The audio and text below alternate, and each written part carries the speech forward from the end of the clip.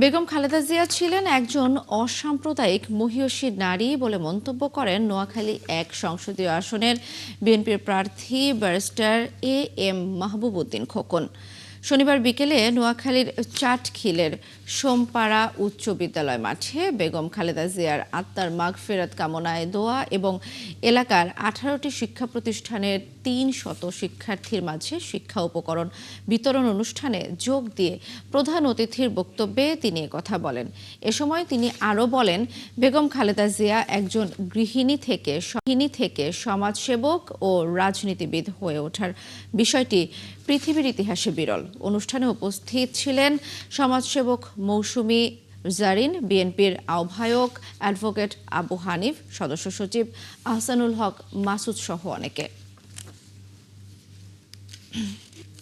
উনি প্রধানমন্ত্রী বেগম খালেদা জিয়া উনি অনুলোপন করে কিন্তু উনি শুরু করেছিলেন।